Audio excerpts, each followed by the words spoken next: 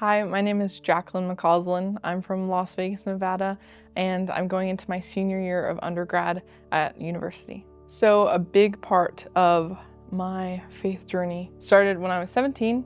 I was at the end of my junior year of high school, and I was riding in the desert, which is, I grew up down the street from the desert in Las Vegas, Nevada, and I went riding on an ATV one day, and I crashed. And the accident was pretty severe. At first, they didn't think I would make it at all. And if I was lucky, then I'd be brain dead, paralyzed, and half blind because I had a series of significant injuries, most of which were pertaining to my face. The whole right side of my face was kind of just like destroyed because of the accident. Long story short, I was found by a 15-year-old boy riding on a dirt bike in the middle of the desert, and I was flight for life to the hospital in Las Vegas via helicopter. That started a really long journey of healing. One of the unique things about my accident was because of the injuries I had, I couldn't eat or speak for about 3 or 4 months. And so with that, there was a time where I was bedridden. I couldn't talk to anybody. I couldn't eat food. It felt like a lot of the human things that we do every day, and that even often distract us and preoccupy our mind, were kind of stripped from me. In that time, I was really just laying in a hospital bed, and I had chosen not to take any pain meds. And so with that, I was kind of just feeling a lot of different things that I was experiencing. One of the first things they told me was, you're gonna need complete facial reconstructive plastic surgery. And when I first heard that, I was so excited and optimistic, and it's an opportunity to look beautiful, and they can make me look like anything I wanted. And then over time, I would imagine when Christ showed his scars to Thomas, and his scars were a testament of what Christ had done. And so I couldn't help but think of my accident and what I had gone through, almost dying in the dust of the desert, and then someone was kind of sent to save me. In thinking about that, bedridden in a hospital, all I could talk to and kind of engage with was with God in my head.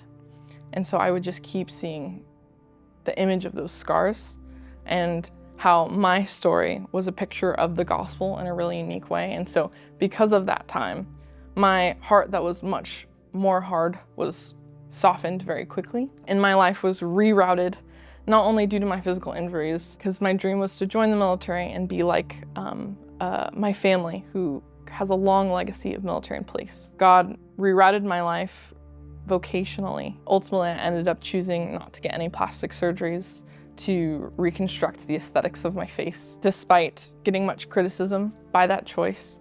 And I also ended up choosing to go pursue Christ, not only through my education, but then also in my vocational aspirations moving forward, even when it's in a world where to be successful or to be great often means to do things that don't align with Christian values or what is good or true or beautiful. And so that is how my life has been shaped by not only what God has been doing since I've been young, but then also me wrestling as an adult with things like beauty and how to be a sheep amongst wolves, and how to go about the world with integrity. I would not be the person I am today without every form of long suffering that I've been through. I can see very clearly the work that God has done in my life, and it makes me excited to keep watching what he's continuing to use me for, because he obviously wants me here for some reason,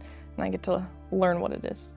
I would say to my 17-year-old self who got in that accident, that there are things that I think transcend our understanding, such as beauty and goodness and truth. You're not gonna figure it out right away, or maybe at all. Understanding specifically what things like beauty, how to deal with suffering, and all these things are things I still wrestle with. And so I think the tendency of even myself now at times, but especially my 17-year-old self, was I need to understand each and every single conviction I'm receiving from God.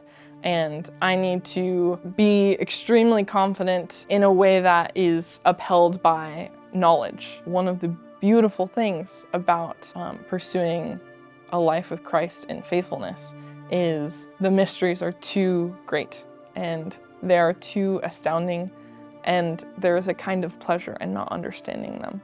Just as when we read beautiful stories, children's stories like Narnia or Lord of the Rings, there is this magic that to try and understand it and boil it down with our rationality kind of just ruins it.